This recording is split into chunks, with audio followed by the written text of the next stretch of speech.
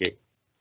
Bom dia, pessoal, todos que estão aí plugados na nossa live aí. Agora são 10 horas e 4 minutos, estou um pouquinho atrasado. A gente deu uma esperadinha de 4 minutos, que teve algumas pessoas que estão tendo um pouquinho de dificuldade para entrar no link, o link não tá acessando, outras conseguiram, então são algum assunto técnico que deve estar sendo resolvido em breve. A gente está reencaminhando o link e eu queria agradecer a presença de todos. Eu acho que é um momento bastante oportuno para a gente prestar contas, esclarecer o que está acontecendo nos investimentos da Prev Erickson. A gente vai focar na live de hoje bastante no que diz respeito aos investimentos, como estamos, para onde vamos, quais as ações que nós estamos tomando, e assim vai. Antes de iniciar, fazer um registro, espero que todos estejam bem de saúde, a salvos nas suas casas, as famílias, que estejam todas protegidas, neste momento aí de bastante dificuldade, um pouco de preocupação. Acho que essa é uma crise que a última vez que nós tivemos isso mais ou menos parecido foi na gripe espanhola, que já faz um pouco de tempo. Tivemos outras crises sanitárias, saúde, foi o SAR, foi o Zika vírus, mas acho que não na proporção que nós estamos tendo agora, e acho que nem das dimensões globais, né? Vamos falar um pouquinho sobre isso depois. Bom, agenda de trabalho hoje, eu vou falar até às 11h10, pretendo parar um pouquinho antes para abrir para algumas perguntas. Vamos fazer um intervalo de 5 minutos, depois eu vou passar a palavra para o Dr. Venceslau Coelho, que vai falar um pouquinho sobre ansiedade, pandemia, como é que a gente está vivendo hoje, ficar em casa se protegendo, que eu acho que esse é o maior desafio da gente, é ficar em casa, até porque o ser humano, ele é um ser sociável, né? Então a gente está passando por uma fase de adaptação. Vamos lá. À medida que o link já foi disponibilizado para as pessoas vão se plugando e a gente vai avançando com a discussão. O Bruno está aqui conosco. Bruno, bom dia. Olá, bom dia a todos. O Bruno está aqui no back-office e ele vai fazer toda a seleção das perguntas. Então, as perguntas vão passar pelo crivo do Bruno inicialmente, ele vai liberando para mim, eu vou respondendo as perguntas. As perguntas de cunho pessoal, assim, a gente vai responder separado, né? Aqueles que fizerem perguntas mais de foco pessoal e as perguntas mais globais envolvendo a parte de investimentos, eu vou responder por aqui. Se não der tempo, a gente responde depois para a pessoa em separado. Peço que as pessoas se identifiquem para facilitar a nossa comunicação. Bom, sobre o tema, sobre investimento, nós aqui na Invest vamos falar, na primeira parte, nós vamos falar sobre os resultados de 2019, como é que fechamos o primeiro semestre de 2020, falar um pouquinho sobre o impacto da pandemia, né? Acredito que a grande maioria de vocês estão percebendo os impactos na economia e também estão percebendo um pouco o desencontro de algumas informações, o desencontro no que diz respeito às perspectivas econômicas, né, que é o próximo tópico. Cada um está falando uma coisa e isso deixa as pessoas um pouco confusas, né? Imagine a gente na decisão de investimento, né? E por último, vou falar um pouquinho dos assuntos administrativos, home office, entre outras coisas que nós estamos tocando aqui na Prev, para fazer um update para vocês geral. Bom, em termos de legislação, como todos vocês sabem, aqueles que nos acompanham já há algum tempo, esse aqui é o nosso 21º encontro, desde que eu estou na Prev Erickson, em 2010, junho de 2010 eu fui para a Prev Erickson, saí da Erickson, estou completando 25 anos de grupo, né, no agregado, e a Prev Erickson é extremamente regulada, um sistema de previdência complementar no Brasil é bastante regulado, controlado, tem uma série de legislação que eu não vou abordar aqui agora, mas tem aí toda a legislação que reveste os temas de investimento, atuarial, divulgação de informação para o participante, transparência. Então, a gente procura seguir basicamente essa legislação, né, até por uma questão de respeito à lei, e é uma forma de vocês também saberem o que nós estamos fazendo aqui com tendo como suporte a legislação que reveste as nossas atividades, né? Bom, eu começo o meu speech aqui sobre investimento, dando uma explicação. A gente tem visto muita movimentação no mercado financeiro agora, principalmente no momento de juros mais baixos. Para quem tem um pouco mais de idade, assim, tipo como eu, nunca viu o juro no nível que ele está hoje nos últimos, eu diria, 40, 50 anos. Eu acho que o juro nunca foi tão baixo na vida dos brasileiros nos últimos 30, 40 anos. Então, nós estamos vivendo um período de juros na faixa de 2,25, talvez devemos fechar o ano aí na faixa de 2, uma inflação de 2,5, alguma coisa nesse sentido. Então, estamos com um juro real muito baixo. Então, acho que alguma coisa está meio disfuncional e eu acho que a gente vai ter que olhar como é que a gente vai sair desse negócio. Não é só Brasil, mas acho que o mundo precisa prestar atenção nesse assunto. Eu vou abordar isso um pouquinho mais para frente. Então, o fundo de investimento, o que ele é o fundo de investimento? É um condomínio de dinheiro, onde todo mundo coloca os seus recursos lá, e você aplica em ativos financeiros do mercado, que são ações, títulos públicos, título privado, moeda, derivativo, um monte de coisa. Esses fundos, eles podem ser abertos ou fechados, né? Os fechados normalmente têm uma característica de exclusivo, né? Os fundos abertos são os fundos que estão aí no mercado, são negociados pelos private banks, pelas plataformas digitais, que estão muito na moda hoje. O regulamento do fundo é o modus operandi do fundo, né? Como é que o fundo funciona, as regras do fundo, como é que é o resgate, como é que é a política de investimento. Eu recomendo às pessoas que têm portfólio fora, né, que olhem também, antes de investir os seus recursos, dá uma olhadinha no regulamento para saber onde você está entrando, principalmente nos riscos que você está assumindo quando você assina um documento que se chama termo de adesão, né? O estilo de gestão dos fundos, ele pode ser uma gestão ativa, uma gestão passiva, depois eu falo um pouquinho mais para frente sobre isso. O benchmark, que você vai comparar, né, a performance do fundo, se é um fundo de renda fixa, você vai olhar para o CDI, se for um fundo de bolsa, você vai olhar para o IBX, se for um fundo de título público, você vai olhar para o IMA, e assim sucessivamente, né? E em termos de resgate, então você tem fundos muito líquidos, né, que são fundos de D0, você liga de manhã, de tarde o dinheiro está na conta, D1 você pede resgate hoje, o resgate está amanhã, o D30 você pede resgate hoje, daqui 30 dias o dinheiro chega. Então, a gente sim no Brasil sempre foi acostumado com muita liquidez, a gente nunca se preocupou com rentabilidade no longo prazo, a gente sempre foi muito, por conta da cultura inflacionária, né, a gente sempre quis ter a liquidez do dinheiro, e a gente nunca se preocupou em alongar prazos para ter rentabilidade maiores. Isso é um problema, fruto da inflação. Hoje a gente já superou um pouco a inflação, temos outros dramas no meio do caminho, mas a inflação parece que está meia domesticada, né? Outros tipos de fundos são os fundos ilíquidos, que são fundos que têm datas específicas de resgate e amortizações, que são fundos voltados para a categoria, basicamente, aí estou falando de FIPs, que são investimentos em participação, são fundos mais de longo prazo, tipo fundo de eucalipto, fundos de infraestrutura, que eu vou falar mais para frente. Vocês, por favor, podem já ir mandando as perguntas aí para o Bruno aí.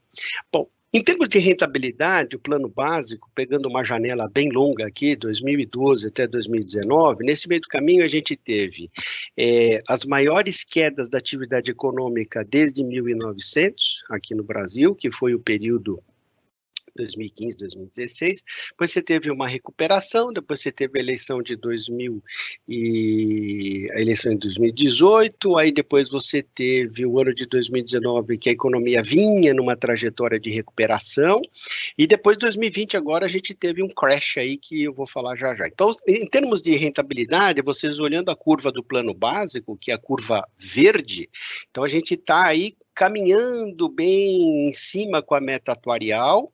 Existem momentos onde a gente está acima da meta atuarial, existem momentos que a gente está abaixo da meta atuarial, mas o mais importante é, numa janela longa, a gente conseguir superar a meta atuarial e, como eu sempre lembro para vocês, a meta atuarial é a rentabilidade mínima exigida para garantir a sobrevivência do plano no longo prazo. A gente não ter problema de solvência, que é a perenidade do plano. Então, a solvência é um assunto muito importante, que a gente tem que estar sempre atento, que é a capacidade da gente honrar os nossos compromissos no longo prazo, principalmente porque o nosso objetivo aqui na Prev Erickson é, além de preservar capital, é pagar benefícios. E ao longo desse período da pandemia, né, em nenhum momento nós tivemos problema de liquidez no que diz respeito ao pagamento de benefício, que é um ponto que merece registro. Em termos de comparação com outras entidades, a gente utiliza a ABRAP, que é a Associação dos Fundos de Pensão do Brasil. Nem todo fundo de pensão está vinculado à ABRAP, mas tem uma quantidade muito grande de entidades vinculadas lá. Estou falando aí em torno de 260 entidades similares à Prev Erickson. Então, aí você tem a rentabilidade média do setor. A gente já está performando, tem uma performance bastante interessante se você comparar com a média do setor, planos de benefício definido na mesma característica que aquilo da Prev Erickson. Então, a gente está tendo uma performance muito legal. E por que a gente tem essa performance muito legal? É porque nós somos mais espertos? Não, não é nada disso, é porque a gente também não está apostando corrida com ninguém, é importante frisar isso. A gente tem que ter um parâmetro de comparação, mas o que a gente tem feito diferente é ter um processo de diversificação dos investimentos mais vigoroso que a média das entidades por aí. Por quê? Porque durante muitos anos todo mundo ficou muito acostumado com a renda fixa, pagando juros muito altos, então não se tinha muito a cultura da diversificação, porque a diversificação dá trabalho. Então o cara fala, para que eu vou ter trabalho se eu ganho dinheiro aqui tão fácil no título público e vou ficar me preocupando aqui com outras classes de ativo? Não, segue o jogo, faz isso. A gente pensou um pouco diferente. Falou, não, vamos ter trabalho, porque o Brasil, em algum momento, vai convergir para juros internacionais. E chegou. Nós estamos convergindo para juros internacionais. Mas a gente discute depois o Brasil e o resto do mundo mais para frente um pouquinho. Então, chegamos agora em juros internacionais. Quem nunca praticou diversificação vai ter um pouco mais de problema para fazer isso agora, porque o mercado mudou bastante, nós já começamos esse processo de educação e de treinamento e desenvolvimento dos nossos conselheiros lá atrás. Então, hoje, os nossos conselheiros da Prev Erickson, eles têm uma visão bastante apurada e acurada no que diz respeito a entendimento de risco, entendimento do mercado, o que pode ser feito, não pode ser feito. Então, fechando esse slide, a Prev Erickson fechou aí esses anos esse acumulado, com uma rentabilidade aí um pouquinho superior, acima de 90%, a meta atuarial ficou um pouquinho abaixo dos 90%, ou seja, está bem coladinho, e a BRAP está um pouquinho mais abaixo, aí na faixa dos 80 e poucos por cento. Então, a gente tem aí, se descola da média da indústria, isso é um ponto positivo para todos nós. Em termos do plano suplementar, é muito parecido as figuras, os comentários são basicamente os mesmos, então a gente não precisa perder muito tempo nesse slide, isso mostra a consistência do processo. Já o plano CD, que é o plano novo, que começou em 2015, é um plano que tem uma meta, que começou inicialmente com uma meta atuarial para superar o CDI, isso a gente fez com bastante sucesso no começo, assim, um plano com que precisa ter um pouco mais de risco, mas a gente começou ele devagarzinho para administrar e gerir bem os riscos. A partir de 2020 a gente colocou um pouco mais de risco no plano, então vocês vão ver o que acontece quando você coloca risco no plano. 2019 a gente fechou em cima da meta atuarial, então isso prova que o que a gente fez até 2019 foi perfeito e isso faz parte do passado. Então 2019 acabou, vira a página, vamos ver o que está acontecendo agora em 2020. Mas só que antes disso, fazer um comparativo da alocação macroalocação dos ativos entre a média da Abrap e a Prev Erickson para vocês perceberem o porquê a nossa performance é um pouquinho melhor que a média da indústria. Então, você pega aqui, eu vou pegar alguns pontos. Por exemplo, título público. A maioria dos fundos, a média dos fundos de pensão tem uma reserva em título público, que é a ALM, que é a proteção do passivo atuarial, que a gente fez, mas muitos trabalham com a estrutura de fundo de renda fixa. Então, ele trabalha com uma estrutura de fundo de renda fixa, pagando taxa de administração, em que pese às vezes você ter fundo exclusivo, paga uma taxa de administração mais baixa, mas paga, sempre paga.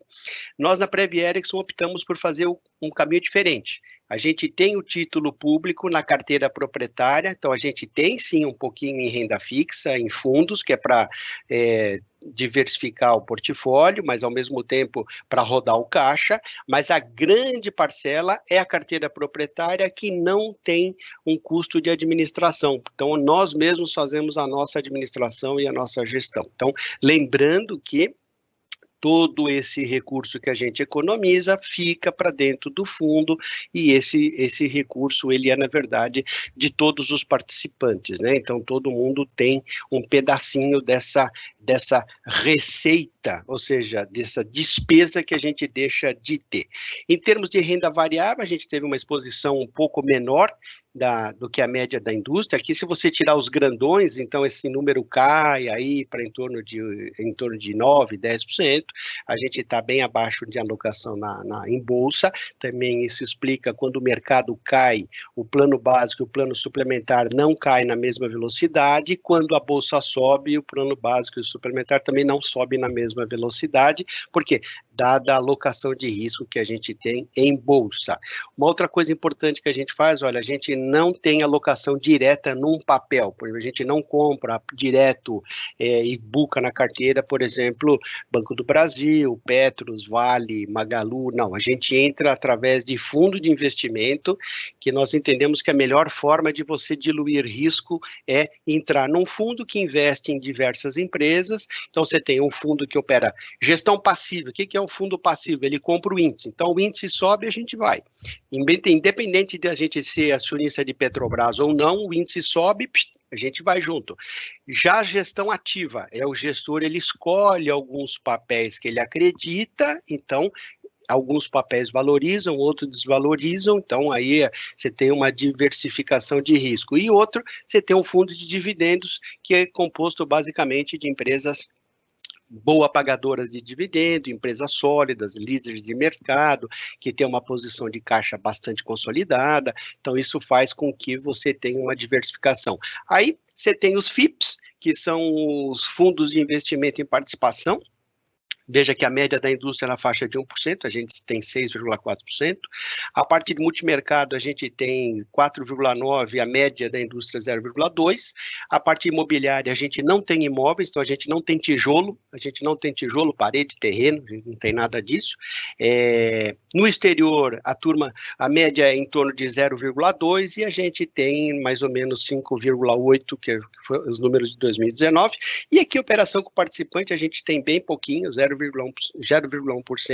emprestado, e a média da indústria é 2,2%. Então, essas são as diferenças na alocação que fazem diferença quando a gente traduz isso em rentabilidade.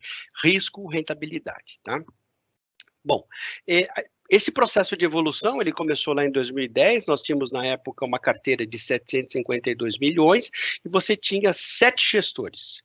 E esse processo de diversificação, ele evoluiu até 2019, a gente fechou o patrimônio em 2019 com 1.436 milhões de reais e divididos em 27 gestores. Aí você fala, nossa, mas quem é essa bolona azul? Essa bolona azul é a própria E-Invest, ou seja, é a nossa carteira proprietária de título público. Então, hoje o principal gestor da Prev Erickson é a própria E-Invest, onde nós fazemos a gestão da carteira proprietária de títulos públicos, tá? Então, é para você verificar o leque de opções de investimento. Bom, a carteira dos ativos e líquidos, nós temos investido, fechamos o ano de 2019 com 91 milhões de reais investidos nessa carteira. Essa carteira representa 6,3% do portfólio inteiro da Prev Erickson, É uma carteira composta de 10 gestores, todos terceirizados, obviamente monitorados pela Prev Erickson. São 9 estratégias diferentes, 15 fundos descorrelacionados. Então, desses 91 milhões, quem é o principal gestor? É o Pátria, que tem 50% desses recursos. Quem é o segundo é a Lacan, com 27%, e assim você tem uma outra pulverização. Do lado aqui direito, né, do meu lado direito, acho que de vocês, acho que deve ser, acho que é o direito também, quais são as estratégias? Então, a estratégia é onde a gente aposta a maior parcela da carteira, infraestrutura. 45% da carteira está em infraestrutura, aí estou falando de rodovias, eu estou falando de empresa de cabotagem, que é a Hidrovias, você tem empresa de energia, você tem aí vários segmentos de infraestrutura. Então, aí você tem aí 42% da carteira nessa estratégia, que corresponde a 2,9% do patrimônio total da Prev Erickson. Então, ela pode ter uma concentração grande na carteira, mas é bem diluída em termos globais. Floresta é uma outra concentração bastante interessante que a gente tem, 34%, representando 2% da carteira. Aí você tem shopping center, laje corporativa, galpão, agronegócio, energia eólica, private equity e venture capital. Então, onde tem muito risco, a gente tem menos exposição, e onde tem um risco um pouco mais que a gente entende, a gente tem uma exposição maior. Essa carteira fechou o ano de 2019, entregando um retorno, uma TIR líquida de 10,2%, um pouquinho abaixo do ano passado, 2018 foi 12,4%, então foi um pouco abaixo, tem um pouco uma correlação de PIB no meio do caminho, mas o importante é que tanto em 2018 como em 2019, superou a meta atuarial de IPCA mais 5. Essa é uma carteira que ela é uma carteira diferente dos fundos líquidos, por isso que eu chamo bastante atenção que a gente não pode comparar uma coisa com a outra. É uma carteira que tem ligação forte com o PIB, então tem setores que sobem mais quando o PIB vai bem, tem setores que vão bem quando o PIB vai mal, e assim sucessivamente. Então, a ideia dessa carteira é reduzir a volatilidade do portfólio e proporcionar retornos maiores no longo prazo, que é o primeiro slide que vocês viram. No longo prazo, tem contribuído bastante. Essa carteira é uma carteira que a gente tem 80 investimentos em 80 empresas e projetos diferentes em 24 setores da economia diferentes. Então, esse é um processo de diversificação bastante interessante. Óbvio que nesse momento a gente está sofrendo e vai ter essa carteira, ela deve sofrer alguma coisa, alguns setores, por exemplo, shopping center é um setor que a gente está sofrendo. Por quê? Porque os shoppings ficaram fechados, o processo de reabertura vai ser um processo um pouco lento, não sabemos como é que as coisas vão retomar. Galpão, acho que a gente está bem, não tem problema. Agronegócio está razoável, energia elétrica, energia eólica também está razoável, já estamos num processo de desinvestimento, e assim vai. Então, Satuli, oi, pois não. Tem uma pergunta aqui, que é o senhor Arri, abraço, Arri. É o seguinte, pelo que ele entendeu, a gente então bateu a meta no plano básico nos últimos 4 anos, ou Sim. mais. Sim. Falar um pouquinho mais sobre isso para ficar bem claro para todos. Sim, batemos a meta, sim. Embora o gráfico aqui, a gente não consegue olhar mais ou menos, mas se você olhar aqui, por exemplo, no plano básico, a gente vem batendo a meta sucessivamente, foi 2017, 18, 19, a gente tem batido a meta, sim. Tem anos que a gente fica um pouquinho abaixo da meta e tem anos que a gente abre um pouquinho em cima da meta. O que vai ter problema agora esse ano não é a inflação, que a inflação está baixa. O problema agora é o juro baixo, porque a gente tem uma meta de 5 com juro de 2,20. Esse é o nosso desafio, tá? Então, Túlio, acho que é só importante falar que, assim, esse daqui é o agregado dos últimos 8 anos. É o né? acumulado, Então, acumulado, né? o que significa esse gráfico? Que em 8 anos, de fato, a gente teve um retorno acima da meta atuarial. tá? Então, Sim. de forma geral, é importante. É isso mesmo, o acumulado. Porque tem meses, tem anos que a gente, por exemplo, não vai tão bem. Em 2015 foi um ano onde a gente não superou a meta atuarial. Então, isso é ruim. Mas depois a gente foi compensando e aí vai indo. O importante é você olhar sempre uma janela mais longa, né? Tatuli, ainda o Armin fez uma nova pergunta, eu acho bem interessante. Será que esses setores, como a gente conversou aí, como shoppings, galpão, lajes, voltarão algum dia pelos retornos do que a gente esperava? Acho que é interessante a gente falar um pouquinho sobre isso também. Acho que nós vamos ter que, deixa eu pegar uma bola de cristal aqui que eu tenho guardado aqui para pôr aqui na mesa. Na verdade, o que vai acontecer, assim, é muito prematuro para a gente descobrir o que vai acontecer e tomar algumas decisões e evitar tomar decisões precipitadas. Mas eu acho assim, por exemplo, os shoppings, a retomada dos shoppings, elas vão ser muito lenta. Eu acho que difícil é aquele que vai no shopping de peito aberto como ia no passado. Então, acho que shopping, eu acho que vai ter uma retomada muito lenta. Eu acredito que vai demorar bastante. Eu acho que o retorno vai ser um retorno e a gente vai ver muito distrato, muita loja fechando, pequeno lojista fechando, as lojas satélites, aquela loja de serviço fechando, as próprias grandes redes se reinventando, porque ficou provado aí na pandemia que muita gente começou a comprar pijama, comprou camiseta, comprou um monte de coisa pelo e-commerce. Então aí eu acho que talvez as lojas passem a adotar um sistema diferente, né? Não precisa ter uma loja tão grande, com estoque tão grande. Eu acho que vai ter uma reinvenção do processo de shopping, na minha visão. Laje corporativa, eu acho, a gente já está até no processo. Ainda sobre os shoppings, eu acho que era um processo, só para abordar um pouquinho mais, era um processo que a gente já vinha mapeando, né, antes mesmo do próprio Covid. Aí você pode perguntar, mas então por que a gente, né, tem esses investimentos? Lembrando que a tese de shoppings no qual a gente entrou é uma tese de shoppings em regiões no qual não haviam shoppings algum, as pessoas não conheciam, eram pequenas cidades com população suficientemente para se fazer o investimento em um shopping, mas uma população bem menor. Então, é uma ideia de shopping totalmente diferente do que a gente está acostumado aqui em São Paulo, por exemplo. A tese é importante o seguinte: todos esses projetos que a gente investe projetos de longo prazo em 10, 12 anos de maturação.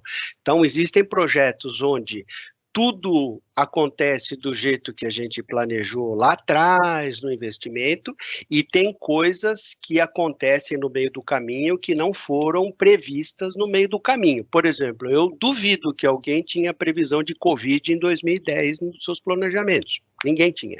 Então, são situações que acontecem no meio do caminho e aqueles investimentos que são investimentos de maior risco são os que sofrem mais. Então, no caso dos shoppings, o fechamento dos shoppings, o fechamento do cinema, o fechamento das lojas fez com que isso impactasse os seus resultados. Mais uma vez, a nossa tese de shopping é uma tese de shopping para cidade de médio porte até 300 mil habitantes.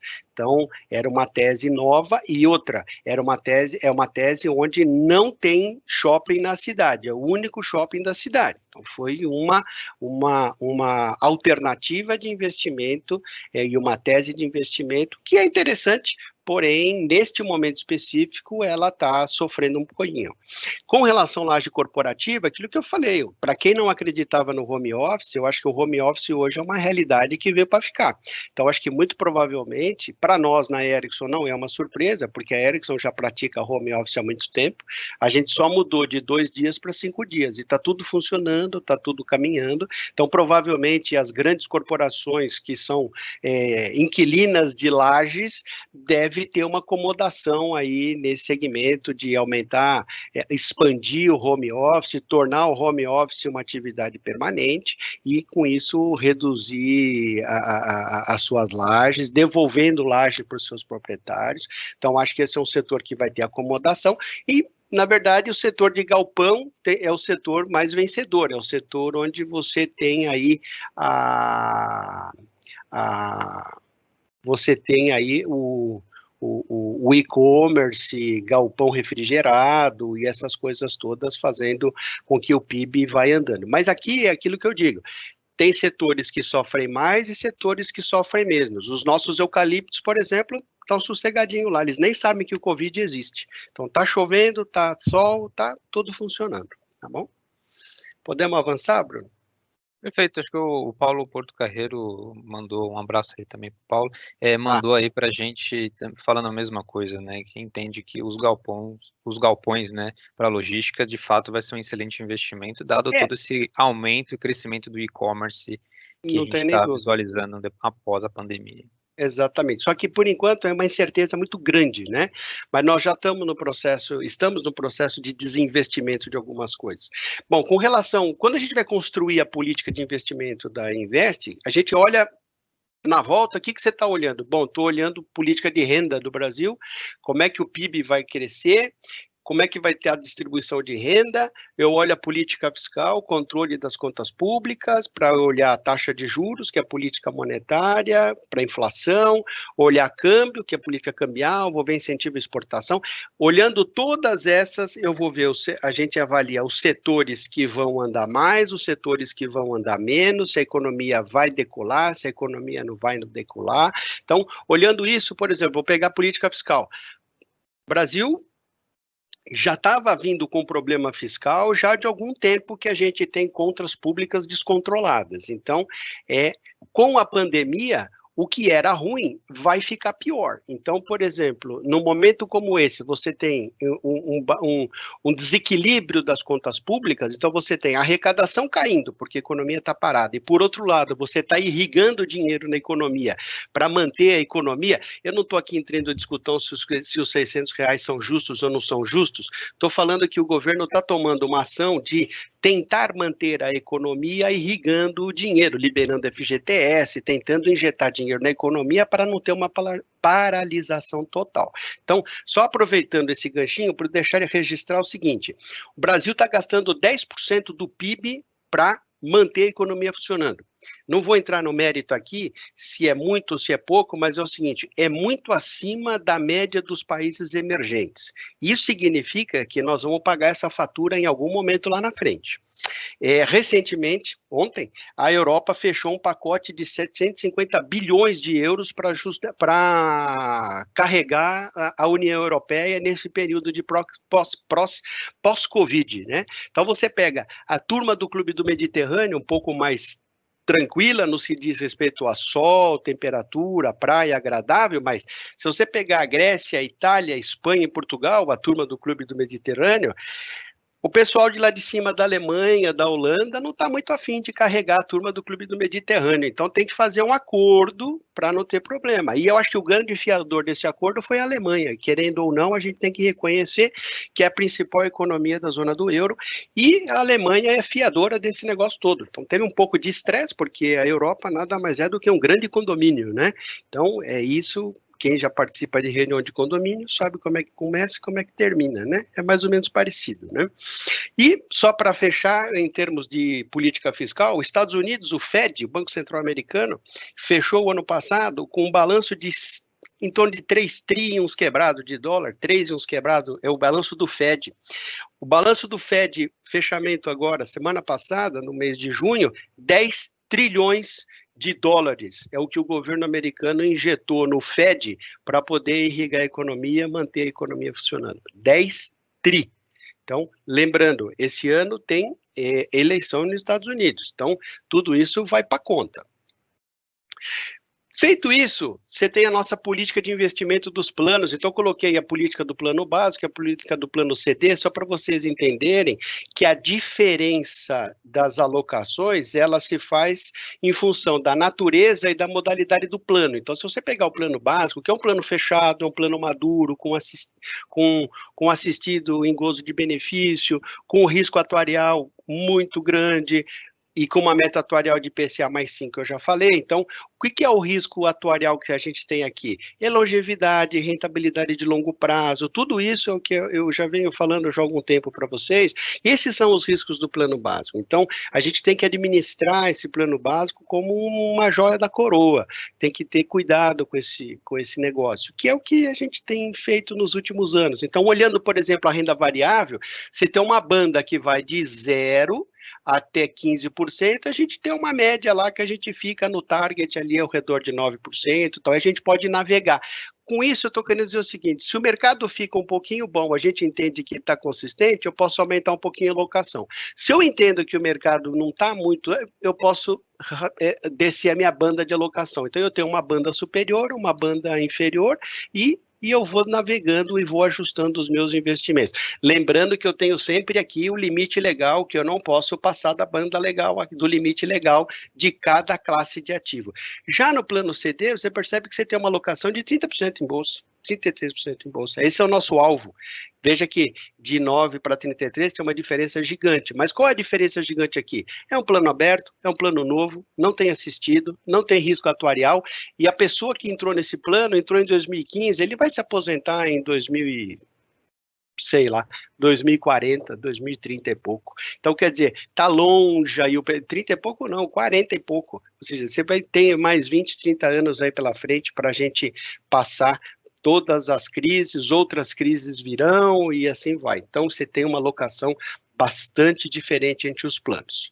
Bom, Tatuli, antes de você voltar aí para esse tópico, tem uma pergunta do Renato. Ele pergunta se a meta atuarial de 2020 é a mesma de 2019. Sim, é a mesma meta, né?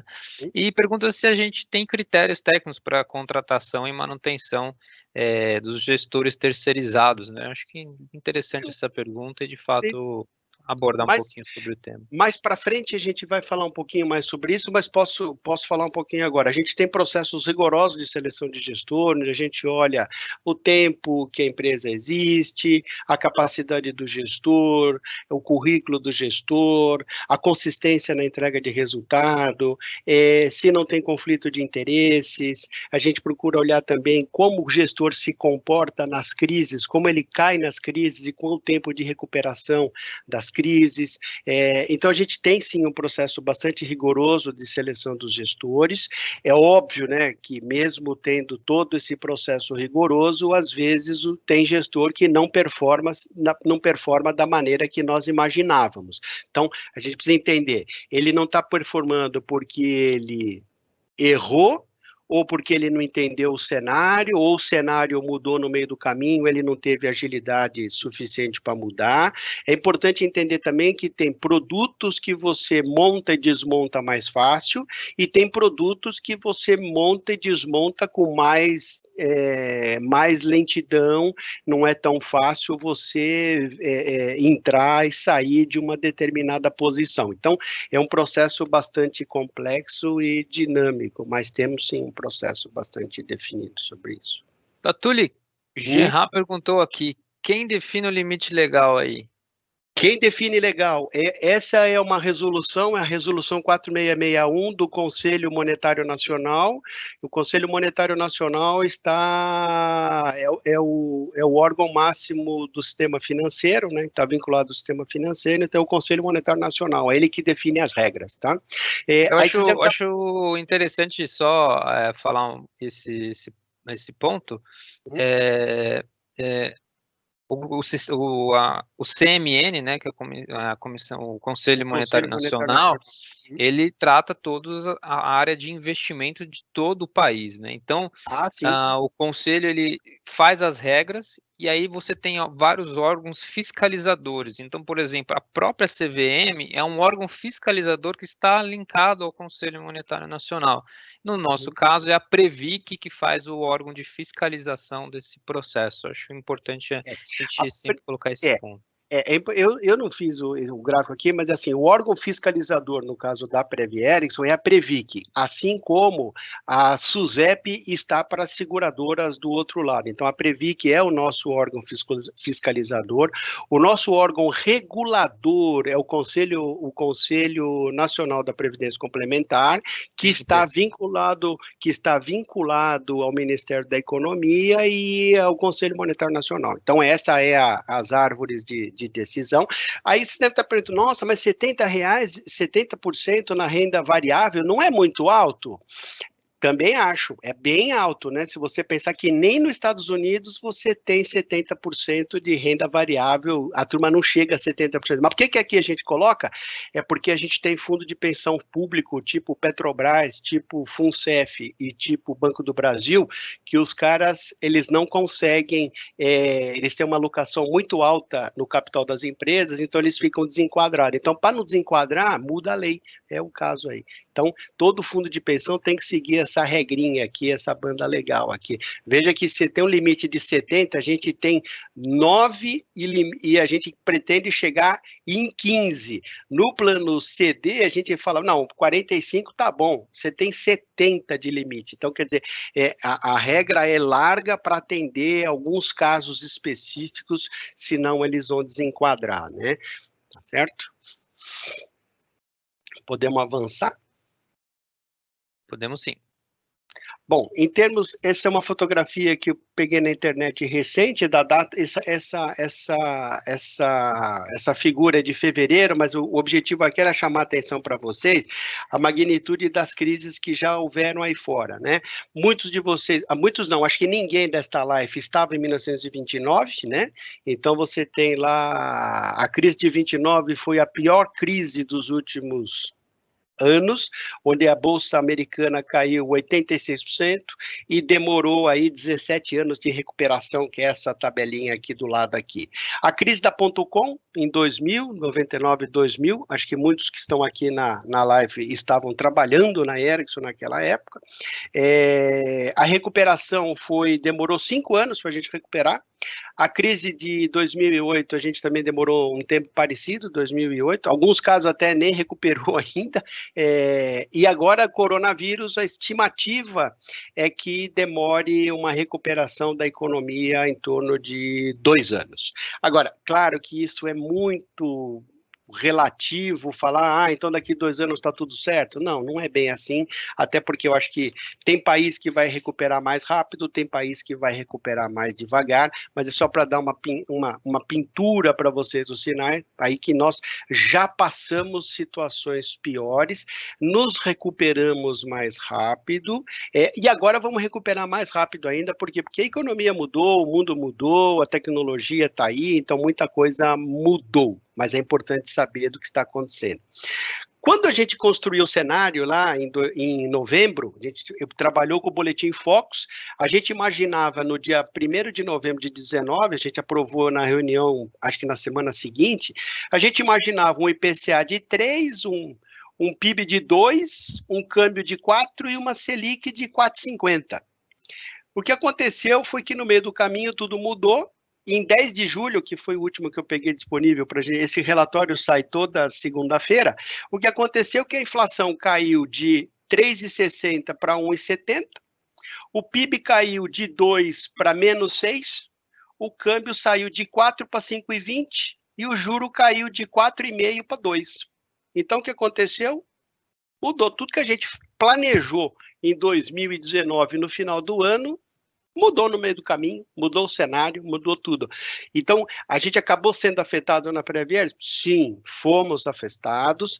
Então, mais uma vez, algumas classes de ativos sofreram mais e algumas classes de ativos sofreram menos. É por isso que fazemos a diversificação do portfólio para não pegar o de arrastão todas as classes de ativo e levar para todo mundo para o meio do buraco. Então, você tem aí para 2021 projetando aí um IPCA de 3%, um PIB de 3,5% positivo, um câmbio ali na faixa do 5% e o juro na faixa de 3%.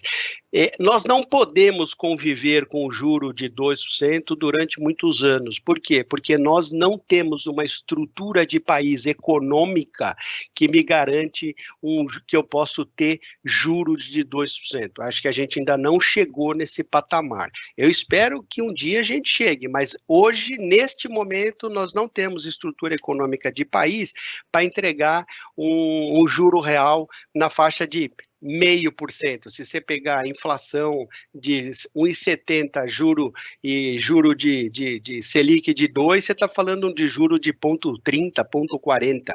Então, é por isso também, meus amigos, que vocês estão vendo o crescente número de pessoas indo para a Bolsa de Valores, porque as pessoas entendem, risco é Bolsa, né? Então eu corro para a Bolsa. Então vocês estão vendo uma quantidade de gente, de CPFs aumentando na Bolsa, porque a turma está correndo para a Bolsa.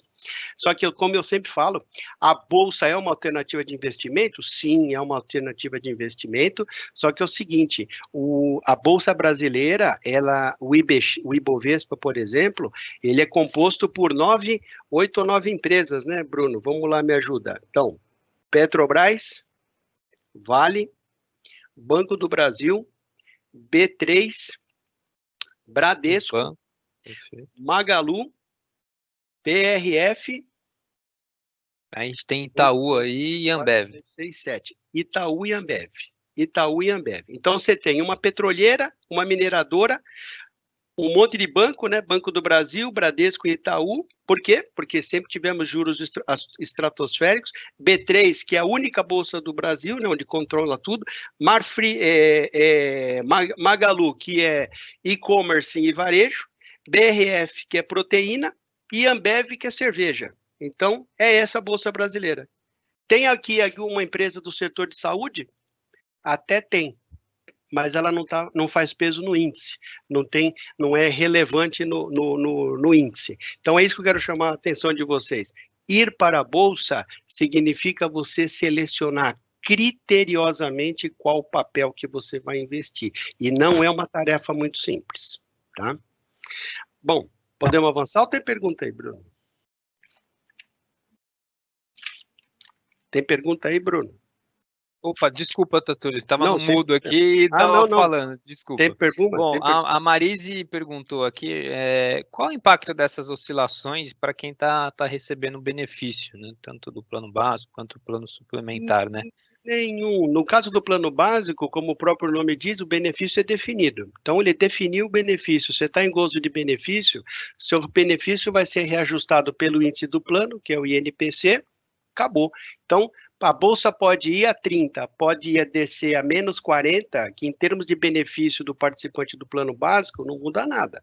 Se o participante do plano suplementar na renda vitalícia é o mesmo critério, agora o participante do plano suplementar que está com renda programada, ele recebe com variação de cota, então aí ele sofre a variação da cota, né?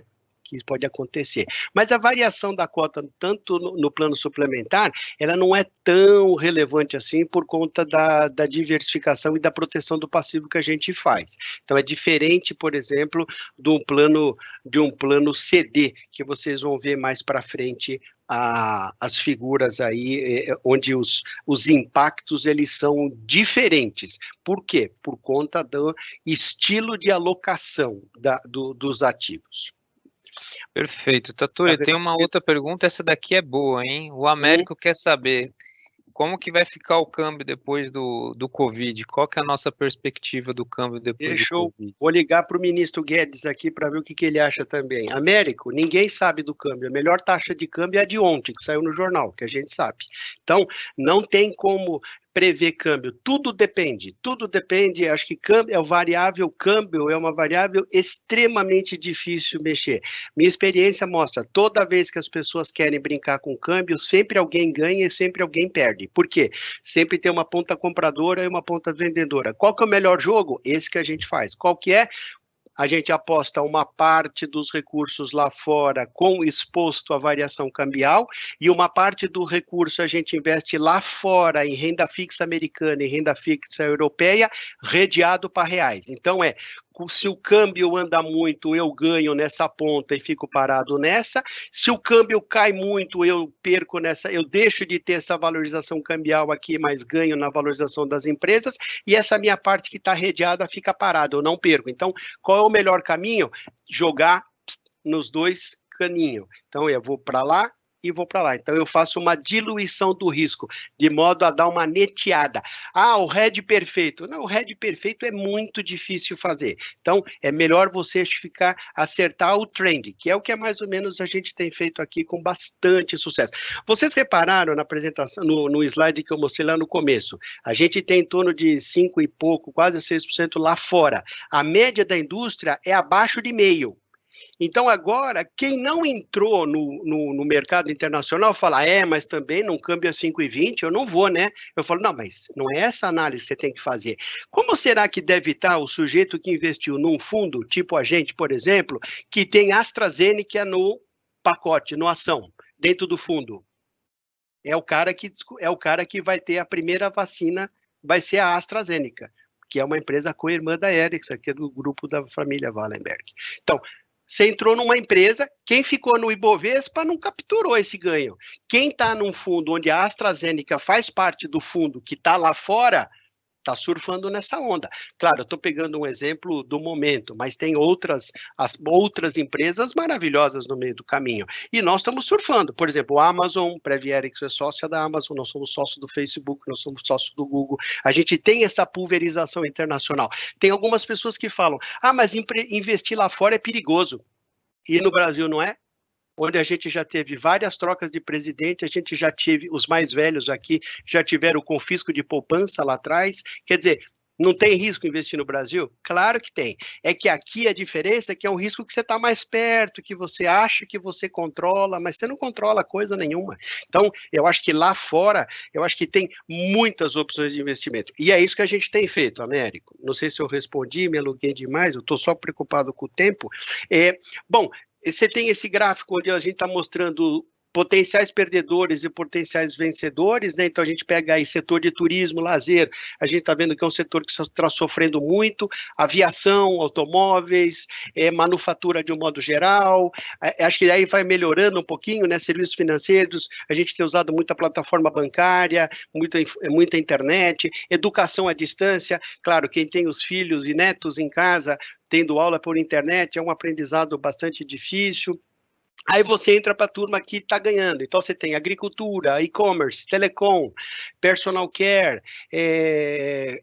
alimentação, foods and processing, e medical supply, medical service. Então, você tem, os nossos recursos estão investidos um pouco na turma que ganha, um pouco na turma que perdeu momentaneamente em função desse assunto, mas a gente tem uma turma vencedora. Então, a gente tem, por exemplo, investimento em telecom, a gente tem investimento em e-commerce, a gente tem investimento em agricultura, que os nossos fundos de florestas estão aí dentro, você tem um pouco de óleo e gás, quer dizer, então você tem aí um pouco de tudo. A diversificação, acho que é o mantra de tudo.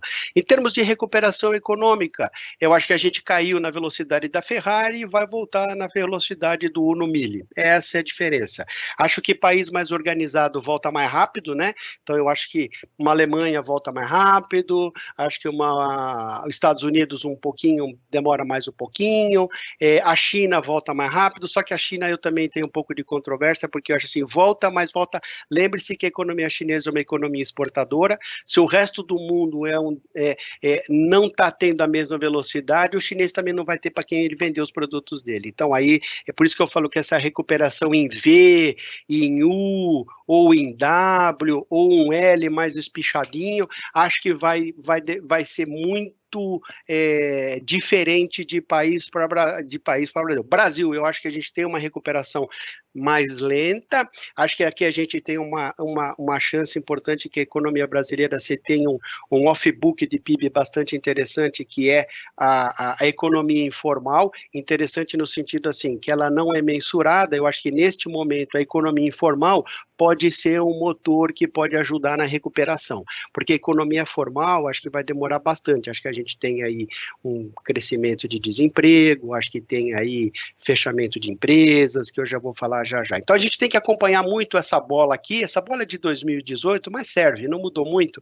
Então você pega o Brasil, tem 2% da economia mundial. Então você fala, pô, se eu invisto os meus recursos num país onde tem 2% da economia mundial, será que eu estou sendo inteligente? Não, acho que você está sendo muito burro, porque você pode investir nos Estados Unidos, que tem 20% da economia, você pode investir numa Alemanha, que tem 4% da economia do mundo, Reino Unido, França e assim vai, ou seja, você tem que esparramar o dinheiro ao redor do mundo, né? Óbvio, lembro, este ano a recuperação econômica também tem alguns componentes importantes. A gente tem eleição nos Estados Unidos, esse ano, acho que isso vai fazer preço.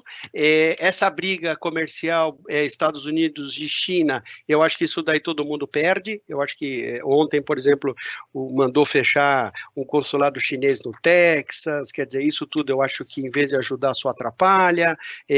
Tem o gordinho atômico também lá no outro lado do mundo, lá perto da Coreia do Sul, quer dizer, então são essas coisas, a geopolítica. Aí você tem também a Rússia com os árabes, vamos fechar o petróleo para acabar o mundo. Eles fecharam o petróleo, veio a Covid, eles ficaram com o petróleo para eles porque a gente não está problema. Aí o cara fala, não, vamos resolver então. Então os caras, eles tomam determinadas decisões que eles falam, pô, a gente está dando tiro no próprio pé. Lembro que os árabes, eles são donos do petróleo, mas eles também investem em muitas coisas não relacionadas ao petróleo. O que acontece? A economia vai mal por causa de uma decisão como essa, eles perdem nos hotéis, eles perdem nos investimentos, eles perdem ali. Então, quer dizer, então, são situações que estão bastante conectadas. Esse gráfico... Oi? Antes de você ir para esse gráfico, o Gerard fez uma pergunta não, mas uma colocação em que a gente vem estudando, que o ouro tem sido uma boa proteção aí na carteira do Q1 e Q2. Acho que a gente podia falar um pouquinho sobre isso. Sim, posso falar. Na verdade, a gente tem estudado a tese de ouro já nos últimos 5, 6 anos, é uma tese que eu tenho estudado e eu gosto bastante, e é uma tese que eu tenho estudado bastante. A gente não conseguiu emplacar no Conselho Deliberativo a tese do ouro, porque é uma tese um pouco controversa, né? Quando foi posto, será que tá bom, será que é o momento e tal?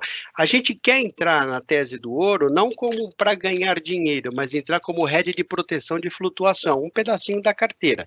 Então, para a gente resolver esse assunto, como é que nós vamos fazer? Nós vamos entrar num fundo de investimento no exterior que aposta também em ouro. Então, é um fundo multimercado, é um fundo mais agressivo, que a gente vai pôr um pouquinho de dinheiro, mas é um fundo que ele vai entregar uma rentabilidade bastante interessante, vai ser um fundo redeado, então vai ser um fundo que não vai ter risco cambial, mas em compensação a gente vai ter, nesse mesmo veículo, vai ter ações globais, ações de empresas americanas, um pouco de Europa, um pouco de Ásia, um pouco de título soberano e ouro também protegendo o portfólio. Então, é um grande mix de risco que vai ter nesse produto, então a gente deve estar entrando nesse produto. Eu estou meio perdido nas datas aqui, mas acho que agosto é o nosso sonho de consumo, está entrando em algum momento no mês de agosto, a gente vai entrar nessa classe de ativo, Gerard. Podemos avançar? Podemos avançar, Túlio. Bom, esse gráfico é um gráfico, a gente tem que levar em consideração com reserva esses números, porque foram produzidos pela OCDE e pode ter algum tipo de exagero. A OCDE está dizendo que o mundo cai entre 6% e 8%, e está dizendo que o Brasil cai aí na faixa entre 8% e 10%. Então, por enquanto, eu acho que é muito prematuro a gente falar isso, mas serve de baliza, né? Aqui ele está falando entre 8 e 10, o nosso Banco Central fala em 6, né? Então, pode ser que fique aí na faixa dos 4,5, dos 3, não seja tão ruim, não seja tão bom. Então, a gente precisa ver como é que esses números vão se comportar aí no meio do caminho. Por enquanto, eu estou meio de freio de mão puxado com relação a bater na madeira firme o quanto que o PIB vai cair. Que vai cair a gente sabe, agora é só a gente ver o tamanho da profundidade do tombo aí, né? Túlio, explica um pouco melhor sobre a questão do PIB, como que é o cálculo de um ano para o outro, né? O PIB, bom, o PIB ele leva o crescimento do PIB, é isso? Eu não estou entendendo. Desculpa, não entendi, Bruno. Isso, perfeito, perfeito. O crescimento do PIB. O PIB cresceu nos últimos. Teve um tombo de PIB feio, que foi 2015 e 2016. O PIB caiu 3,5%, se não me falha a memória. No agregado está quase 7%. Foi o pior momento de PIB. Aí você vem vindo a recuperação. Você teve o Temer cresceu 1%, o último ano do Temer cresceu 1%. Depois, o ano passado, cresceu 1% também. E esse ano, o PIB vinha numa trajetória de recuperação. Só que agora, em função da Covid, atrapalhou um pouco, mas a gente fez algumas reformas estruturais importantes, reforma da Previdência, começou a discussão no Congresso a reforma tributária, então todas essas reformas têm um objetivo muito importante, que é dar combustível para o país crescer. O país não cresce dado o tamanho da burocracia brasileira, que impede um pouco, a economia muito fechada, a gente precisa abrir a economia, a gente tem uma economia muito fechada, e isso faz com que as empresas fiquem acomodadas, às vezes não se preocupa muito em melhorar a eficiência. Agora, como o ministro Guedes fala, não adianta nada você competir o chinês com você, se o empresário brasileiro tem uma bola de ferro amarrada no pé. Então, não tem jeito. Então, se é para a gente dar competitividade, acho que a gente tem que dar competitividade para as empresas brasileiras também, para poder concorrer em igualdade de condições. Então, eu vejo essa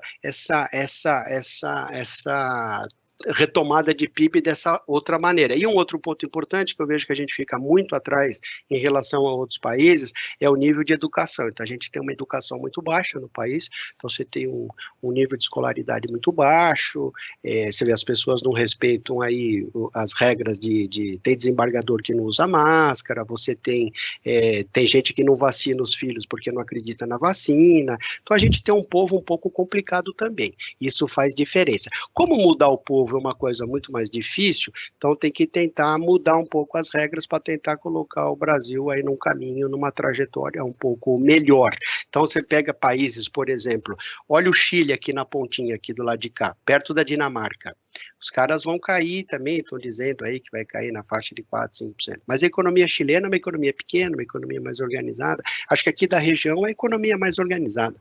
Então, claro, cada um tem os seus problemas, mas eu acho que a gente tem que tentar copiar o que dá certo em outros países e fazer aqui. Essa é a ideia. Não sei se eu respondi a pergunta. Tatuli, acho que eu só colocaria um ponto, que é o seguinte, é só em termos de cálculo, né? Então, se a gente em 2019 fizemos 1 trilhão de reais de crescimento de PIB, né?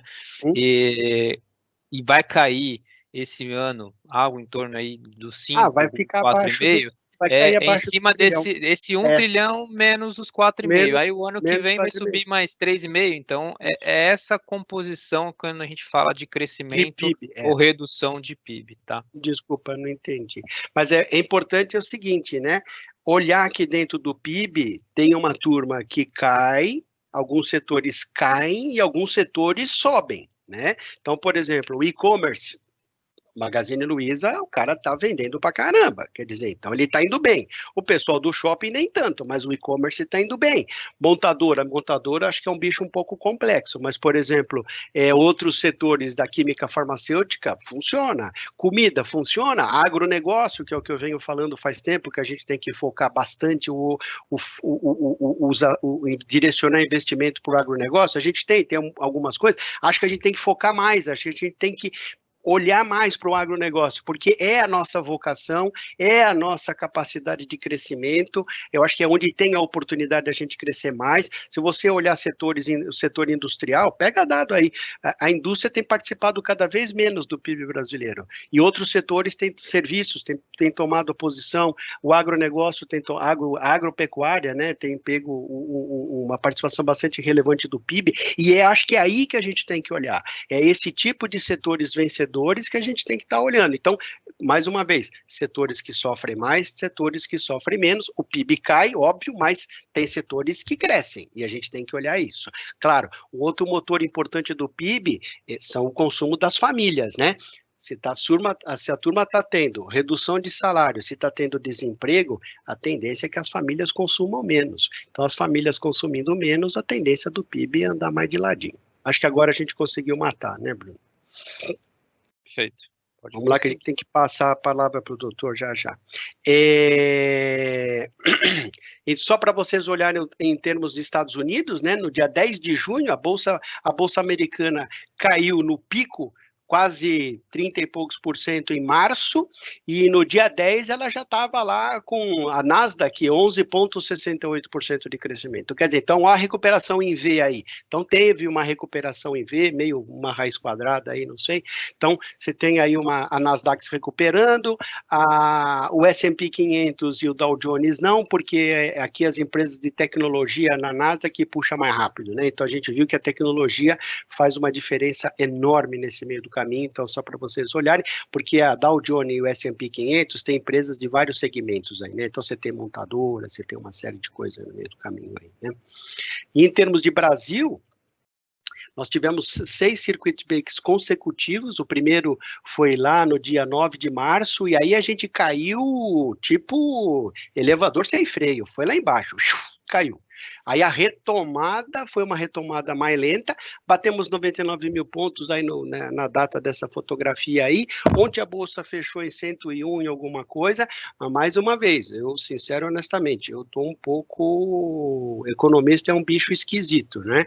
Engenheiro também é, mas acho que economista também é um bicho esquisito, eu não estou tão otimista assim, eu não acho que a Bolsa, primeiro que eu não acho que a Bolsa está barata, segundo que é o seguinte, eu acho que a Bolsa está um pouco esticada, porque por enquanto a gente não tem muito fundamento para falar, não, nós vamos virar uma Dinamarca e uma Alemanha.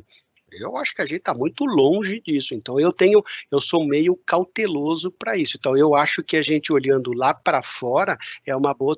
Vamos ter um pouco aqui? Vamos, claro que vamos ter um pouco aqui, mas acho que tem uma diversificação lá fora que você tem que estar fazendo. Então tem essa recuperação de bolsa local aí, então fica aí, acho que vale a pena o registro para todos vocês aí. Pergunta aí, Bruno. Por enquanto não, Tottori, podemos prosseguir. O que aconteceu com os fundos de pensão? Os fundos de pensão já vinham em 2015 e 2016 com déficits colossais. Aí foi problema de PIB, né? 2015 e 2016, a Bolsa derreteu, teve problema de déficit aí por conta de operações da Polícia Federal, aí leia-se Lava Jato, entre outros bichos no meio do caminho.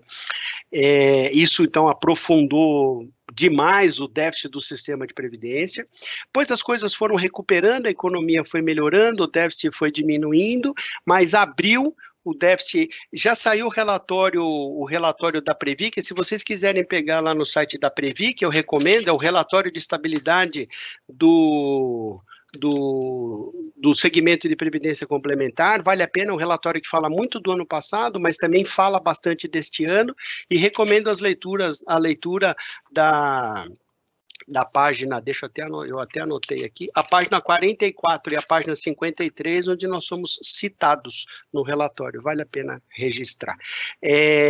Em termos de superávit, o superávit tem entidades superavitárias, como é o caso da Prev Erickson, que está mencionado nesse relatório, nas páginas que eu falei, né?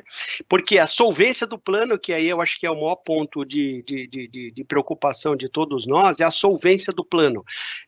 No caso especial do plano básico, a nossa solvência do ano passado fechou em 1,30, né? 1,30, significa para cada R$1 de compromisso que eu tenho, a gente tem 1,30 de ativo. Então, significa que eu tenho um colchão de liquidez que me dá tranquilidade para eu levar a turma do outro lado. O plano CV, que é o plano suplementar, a liquidez é um pouco mais apertada, até por conta das características diferentes, é 1,09, então o equilíbrio seria 1 a 1, né? Mas o muito equilíbrio justinho é complicado. Leia essa página que vocês vão ver lá. Grandes fundos de pensão fecharam o ano passado numa situação deficitária, e isso é uma coisa preocupante, porque os maiores déficits do sistema estão localizados em Petrobras, Banco do Brasil e Postales. Lembrando que essas empresas são empresas públicas, né, que para tampar o déficit dessas empresas, além das próprias empresas, os próprios participantes, aposentados, tem que contribuir, e no fim do dia, né, esse é um déficit meio socializado, né, porque o povo paga indiretamente na via de impostos, né, cobrir o déficit de previdência desses planos, o que é bastante chato para nós todos, mas acho que mais chato é para o aposentado desses planos que está recebendo menos do que deveria receber por conta de um déficit do plano e tem que tampar o buraco do plano. Isso é bastante preocupante. Mas nós estamos um pouquinho diferente dessa fotografia, estamos com uma situação bastante confortável. Em termos de mercado de crédito privado, aí eu recomendo algumas atenções para vocês, que é o seguinte: tivemos um forte fluxo de resgate no último trimestre, por conta de quem? As plataformas digitais, os seus assessores de investimento, falaram, com esse juro muito baixo, acho que você tem que ir para a Bolsa. Foi o que a turma fez, a turma sacou renda fixa do ano passado ou foi para a Bolsa. Depois, teve a crise de liquidez do primeiro trimestre desse ano, por conta da pandemia, obviamente, né, para pagar suas dívidas, um monte de coisa. Teve outra corrida na renda fixa, que fez um resgate gigantesco na renda fixa. Agora, o que eu vejo agora? Muita empresa vai precisar tomar crédito para reforçar capital de giro, vai precisar fazer rolagem de dívida antiga. As empresas grandes, fortes, capitalizadas, devem comprar as empresas em dificuldade. Pode ter rebaixamento de rating ou revisão de rating das empresas. O cara era AAA, vai cair um A, vai perder uma letra, o cara vai ser rebaixado. Então, o outlook do cara pode sair de positivo para estável, ou de estável para negativo. Então, por exemplo, você tem aí a Avianca quebrou, você tem a Latam que pediu recuperação nos Estados Unidos, e aí você tem um monte de coisa aí no meio do caminho, né? Então, aí você vai ter que revisão de covenant, para quem tem financiamento muito complicado. Acho que deve ter um número grande de empresas em recuperação e falência, eu acho que isso vai acontecer. O Banco Central brasileiro está atuando pela primeira vez, tentando irrigar crédito para estabilizar o mercado, fazer com que o crédito chegue lá na ponta tomadora, porque o cara quer dar crédito para quem não precisa, né? Então, o pequeno empresário, preciso de crédito, o cara fala, então, o que você tem para dar em garantia? Eu não tenho nada. Bom, então você pega ali a 100, espera um pouco ali que eu já te chamo. Então, o cara nunca chama. Então, quer dizer, acho que tem muitas empresas estão reclamando dos bancos, que os bancos não estão fazendo chegar o dinheiro lá na ponta. Se você for perguntar na Febraban, ele vai dizer, não, olha, a gente está chegando, tal, mas bate a barriga no balcão das empresas para ver se está acontecendo. Acho que não.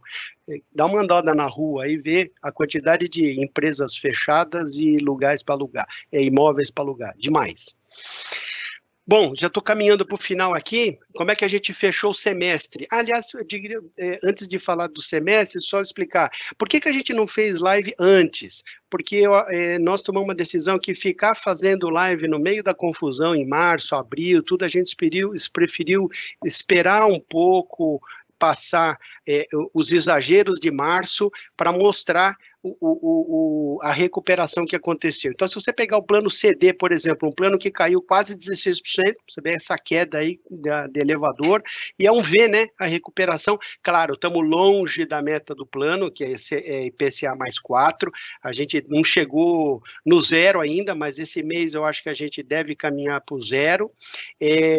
A meta vai ficar nessa faixa aí, na faixa de 2 uns quebradinhos, então a gente tem um gapzinho para encher aqui, mas a gente caiu 16%, quase 16%. No plano suplementar, a gente caiu 1,5%. No plano suplementar, a mesma coisa, 2%. No básico, a gente caiu 1,5%. Olha a recuperação, a gente já está no azul no plano básico e no plano suplementar. No plano básico, mais especificamente, a gente já passou, está um pouquinho abaixo de 2%. A inflação, a meta está na faixa de 2,5%, mas a gente está perseguindo a curva vermelha, nós vamos pegar a curva vermelha e nós vamos ultrapassar a curva vermelha. Então, acho que a diversificação é justamente isso. Na retomada, a gente está pegando o caminho da retomada. Claro que não é uma retomada em V igual ao CD, é uma retomada um pouquinho mais espichada em função do asset allocation dos planos, né? Mas a gente está, eu diria, num trend bastante positivo e a gente vai superar a nossa meta atuarial. A gente tem mais 6 meses para fazer isso, a gente tem trabalhado duramente para chegar no fim do ano e mostrar essa fotografia melhor para vocês lá no final do ano. Aproveitando a oportunidade, a gente tem interesse de fazer uma outra live mais para frente, acho que daqui no fechamento do trimestre, mostrando o que aconteceu nesse trimestre especificamente, onde nós estamos. Aí a gente pode escolher, pode até mandar sugestões para mim e para o Bruno, para a gente escolher uma classe de ativo específica, né? Ah, eu quero, fala mais um pouco de bolsa aí, ou fala mais um pouco de renda fixa, e a gente pode preparar um material específico para isso. Tatuli, pergunta aqui.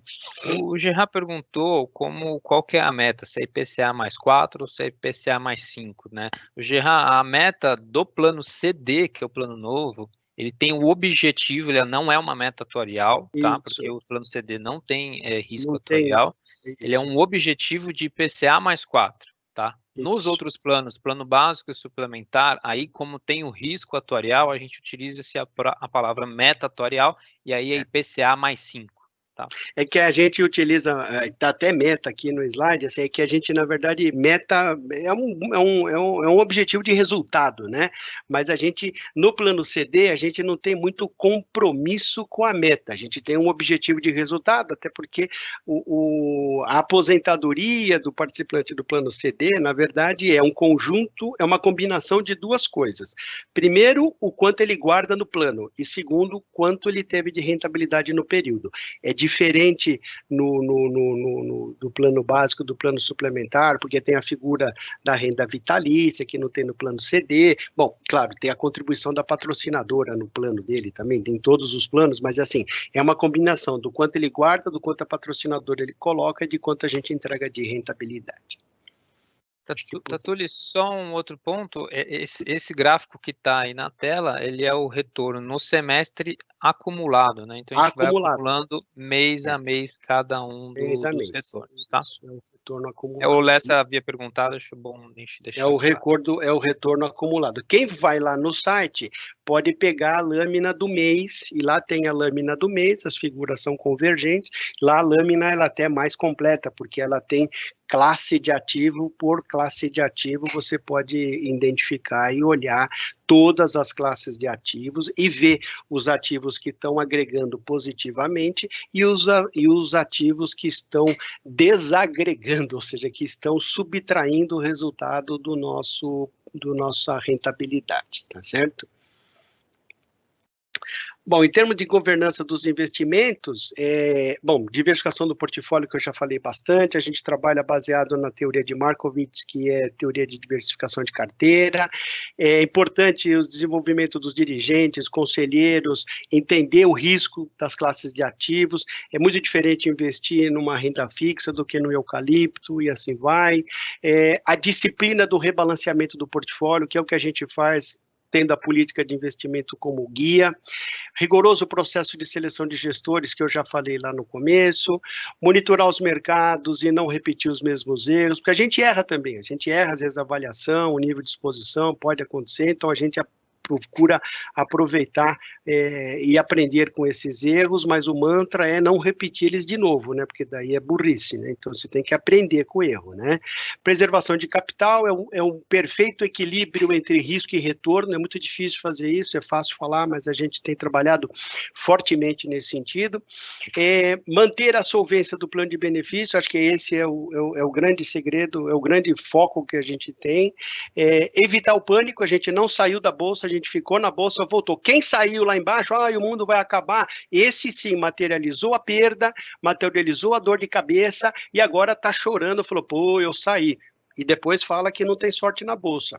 Esse é o ponto. Então, você tem que ter a pessoa física. Se você tem um portfólio de investimento que você não está dormindo à noite, muito provavelmente você está assumindo mais risco do que você tolera. Então, eu recomendo reflexão. Tá? Um outro ponto é a transparência com o patrocinador, então a gente tem falado com a Ericsson basicamente todo mês, posicionado, então patrocinadores, falo Ericsson, mas tem Venturos no meio do caminho também, então a EISA, que é outra empresa do grupo, então patrocinador de modo geral, participante e vocês, acho que é nosso dever, tá, prestando contas e fazendo esse processo de accountability. Em termos de quanto custa administrar tudo isso? A Previc, ela solta anualmente um estudo, ela não soltou ainda de 2019, deve soltar em breve. O custo médio dos fundos de pensão no Brasil tem uma taxa de administração na faixa de 0,82. A Previ Erickson pertence ao grupo C da Previc, que são entidades que têm entre 500 milhões e 2 bilhões sob gestão, a gente tem 1,5 bi, então a gente está aí na turma do meio do caminho. A taxa média de administração desse grupo é na faixa de 0,60, e a nossa taxa de administração em 2019, nós fechamos em 0,31. Aí, olhando mais um pouquinho, quem que está perto da gente em termos de patrimônio ou em planos mais ou menos parecidos, né? A Abrap, que é a média das entidades, 0,72, a BASF tem uma taxa de administração na faixa de 0,65, a Promon na faixa de 0,45, a Souza Cruz na faixa de 0,34, a Siemens na faixa de 0,31, a Previ Erickson em 0,31 e a Bayer na base de 0,28. Nosso target para 2020, 21 e 22 é chegar ali no número da Bayer. Esse é o nosso target de redução de custo, chega lá. Lembrando que a gente saiu em 2010 de 0,49. Então, a gente veio fazendo um processo de redução de lá para cá, tá? Antes de você ir para essa parte aí de updates administrativos, eu tenho aqui algumas perguntas, tá? Sobre o reajuste, o último reajuste de benefício, principalmente no plano básico, né? Ele foi um reajuste de 2,55, perfeito. E o do governo foi de 4%, né? Eu acho importante a gente salientar a diferença de momento, né? A gente sempre usa, dado o regulamento, a inflação entre novembro de um final do ano e outubro daquele ano subsequente, tá? Então, sempre é essa inflação. Então, todo no mês de novembro, a gente vai lá e atualiza de acordo com o INPC. O que o governo faz, provavelmente pegou uma outra janela, ano cheio, e é isso que aconteceu, que é um ano cheio, então tem essa diferença. Ela não vai existir mais quando, de fato, agora no próximo novembro, a gente for atualizar de acordo com outubro de 2019, de novembro de 2019 até outubro de 2020. Que você recebe em novembro de 20. Então, a janela é uma janela diferente. Então, tem que prestar atenção. O governo trabalha com ano cheio, ele vai de janeiro a dezembro e reajusta o benefício do INSS no mês de janeiro, ele repassa a inflação cheia. E a gente repassa a inflação do período de 12 meses, que vai de novembro até outubro do ano subsequente. Por que novembro? Porque é o dissídio dos metalúrgicos é no mês de novembro, é por isso que tem essa data de novembro, porque mexe em novembro, muda o valor da UPE, e a UPE ele é parâmetro de contribuição para os empregados que estão na ativa, né? A UPE para o aposentado não significa nada, né? Em termos de concessão de benefício, sim, mas depois que o benefício está concedido, a UPE para ele não tem utilidade, mas a moeda do plano é a UPE para feito de contribuição, ok? Podemos avançar? Túlio, fala um pouquinho sobre o superávit do ano passado. Eu acho que tem algumas perguntas aqui.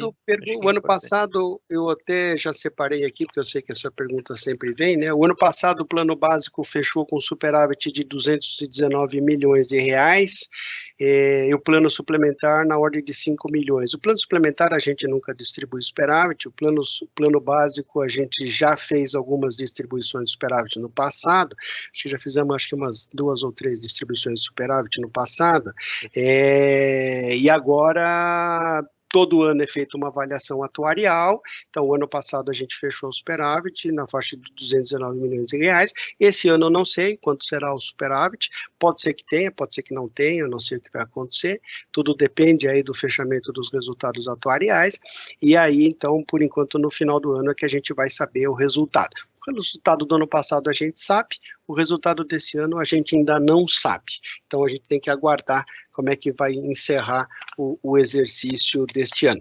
A tendência é que se a gente superar a meta atuarial, significa que a gente deve atender os requisitos de atender a remuneração mínima exigida para a sobrevivência do plano, né? Isso faz com que toda vez que a gente tenha um retorno dos nossos investimentos superior à meta atuarial, significa, meio nas entrelinhas, que você está fazendo superávit. Tá bom?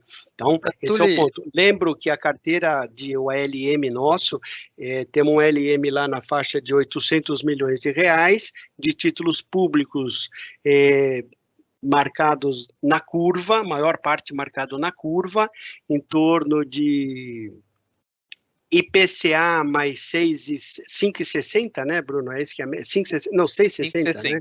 5,60. Então, nós temos uma meta atuarial de IPCA mais 5, então, significa que a gente deve ter um retorno bastante positivo, então, significa que você tenha uma indicação muito forte de que pode ser que a gente repita o superávit neste ano, não sei se nessa magnitude, e aí a gente precisa ver como é que a gente vai encerrar o exercício. Lembrando que a taxa média, as taxas limites para este ano 2020, o topo é IPCA mais 5,8, né, INPC, o IPCA depende do plano, então o teto de taxa da Previc é 5,8 contra 3,80, a gente está ali na faixa dos 5, né, então a taxa média do sistema é em torno de 4,70, então esse é um ponto que a gente, em algum momento, a gente vai ter que colocar na mesa do Conselho, em o Brasil se transformando numa Dinamarca ou numa Alemanha, um país um pouco mais organizado, a tendência é a gente também reduzir a nossa meta atuarial do plano básico e do plano suplementar para algo ao redor ali no 4,70, 4,80, trazer um pouquinho, se o nível de juro baixar muito, porque não adianta nada eu ter uma meta aqui em cima e eu não consigo alcançar essa meta, porque não tem ativo no mercado para eu conseguir atingir essa meta. Então, esse é um grande desafio que a gente tem pela frente aí. A gente, que eu digo, é todo o sistema de previdência do país. Tatuli, eu só queria falar, a gente colocou no portal de transparência lá no nosso site um acompanhamento do superávit, então todo ano a gente vai sempre colocar as informações, então esse ano, por exemplo, teve o superávit especial, e a gente vai acompanhando isso, e colocamos no site para acompanhamento de todos, e assim, já vou aproveitar, se alguém precisar de mais informação, tanto sobre isso, sobre outra coisa que acha interessante a gente deixar nesse portal de transparência, é só enviar para a gente as ideias, para a gente estar sempre melhorando esse portal. Sim, e recomendo também visitar o site da Previc, que tem uma consulta pública lá relacionado a uma instrução normativa que a Previc vai soltar para reformar a última resolução no sentido de parâmetros atuariais mais rigorosos, né? Para nós vai mudar muito pouco, porque a gente já usa padrões atuariais bastante atualizados, tanto é verdade que a Previ Erickson utiliza a tábua de mortalidade mais moderna do mercado, fora as seguradoras, não, a gente não está comparando com as seguradoras, a gente usa a AT 2012 desagravada, é 5%? Agora me fugiu o número. É 5%? 15%. É 15%. Então, a gente usa a tábua mais moderna. Tem fundo de pensão que usa a tábua velha. Então, quero ver a hora que o cara tiver que atualizar a tábua, quem que vai pagar essa conta da atualização da tábua?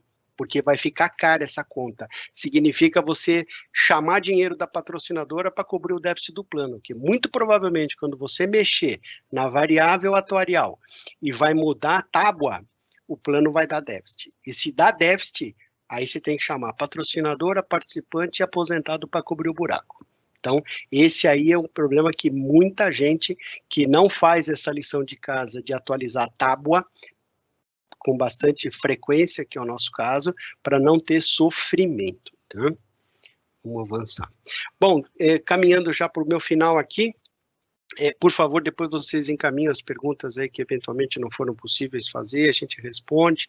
Em termos de updates administrativos, né? Estamos em home office desde março, vamos até dezembro, isso já está definido. Estão suspensas as viagens nacionais, internacionais, a negócios, estão suspensas a participação em eventos, reuniões com os órgãos de governança estão acontecendo através de videoconferência. Dia 1º que passou, a gente colocou no ar uma plataforma de governança que se chama Atlas, onde todas as informações e todas o compartilhamento de informação com os órgãos de governança vão para lá, inclusive informações, tudo que a gente faz agora fica registrado nessa plataforma, toda a interação que a gente faz com o gestor, com a associação, com qualquer coisa, fica naquela plataforma, a gente faz uma ata na hora, já gruda lá, já fica lá, todos os documentos que foram utilizados na apresentação, por exemplo, esses slides vão já para a plataforma, ficam lá, todo conselheiro tem acesso, claro, eu já falei isso para os conselheiros, qualquer coisa que ele puxar, que ele imprimir, vai ter uma marca d'água com o nome dele no meio do caminho. Então, informações que devem ser tratadas de modo confidencial, devem ser tratadas de modo confidencial, e informação pública pode ser tratada de forma pública, né? Então, isso é importante ter em mente, que é uma plataforma super moderna, a gente assina de modo digital, então quer dizer que não tem mais papel, estamos num processo de implementação de digitalização de processos administrativos, estão melhorando o site, tivemos alguns problemas pontuais que foram superados, outros vão aparecer, mas o mais importante é que a gente está atualizando, modernizando, deixando o serviço do autoatendimento ao participante de uma forma mais moderna, mais rápida. Eu acho que esse é o nosso grande objetivo aqui, está atendendo as pessoas da melhor forma possível, apesar do distanciamento social. Acredito que a gente deve permanecer nesse modelo por mais, acho que permanente, acho que se a Perb Erickson, talvez a gente vai uma pessoa, uma vez por semana, lá em regime de revezamento, se for necessário, ou talvez uma reunião uma vez por mês, presencial, para ver as pessoas, eu não sei como é que a gente vai fazer isso agora, vamos acompanhar aí as diretrizes da Erickson no que diz respeito a isso. Estamos acertando com a associação, as reuniões trimestrais para tratar de assuntos de interesses gerais dos associados, das mais diversas ordens. O que a gente puder ajudar, a gente vai ajudar. O que a gente não puder ajudar, a gente vai tentar arrumar um caminho para ajudar. Queria deixar registrado uma frase que eu li do Hélio Gorvik, que eu achei sensacional, e acho que é verdade, que é que o vírus vai sumir e as mudanças na sociedade vão ficar. Eu acho que é mesmo, vai acontecer isso, só que esse processo de transição não é tão simples quanto parece. Em termos de update da Erickson no Brasil... Tatuli, eu vou, assim, a gente está com um problema técnico aqui para a entrada do doutor que ia falar, infelizmente a gente não conseguiu plugar ele na sala, então a gente vai aproveitar esse período aqui para responder outras perguntas que estão aparecendo aqui, que eu acho que fazem todo sentido. Eu já vou aproveitar uma aqui, que é um assunto que eu estou tratando aqui, como que é calculado o valor mensal, né, e a variação da cota de cada um dos planos, né? Nós então, já estamos trabalhando isso aí com a associação. A gente já colocou isso. Perfeito. A gente já colocou já um descritivo no portal Transparência de como que é feito esse cálculo e a gente está alinhando um documento mesmo para acompanhamento mensal de como vai ser de como que é calculado, né? Então, só de forma bem resumida, como que a gente calcula isso? A gente pega o patrimônio do mês anterior, menos os pagamentos previdenciários. O que são os pagamentos previdenciários? Resgates, pagamentos de benefício, pagamentos de portabilidade, tudo esse processo de saída, né? Em termos de previdência mesmo. A gente agrega dentro desse patrimônio um valor de receitas, ou seja, as receitas, as entradas de contribuições dos investimentos de participantes ativos e também as receitas de investimento menos as despesas.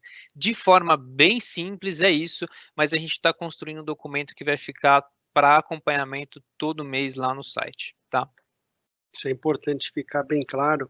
Se vocês tiverem alguma sugestão para fazer nesse sentido, acho que pode ser, a gente tem todo total interesse do que for para facilitar o entendimento, não tem nenhum problema, a gente não tem nada para esconder, tem lá o quanto custa para virar a operação da Prev Erickson, tá certo?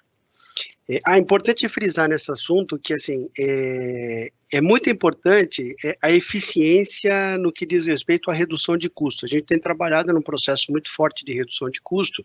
Se vê que, assim, quanto mais você aumenta a governança, quanto mais você aumenta a digitalização, você reduz custo de um lado, mas você também tem gastos do outro lado. Por exemplo, as empresas não trabalham de graça, então desenvolvimento de software, uma série de coisas, então você corta um custo de um lado, mas o bicho está do outro lado, então é difícil esse processo de melhorar a eficiência, cortar custo, implementar melhoria, porque a tecnologia tem um custo, entendeu? Quem trabalhou na Ericsson sabe que software custa, não é?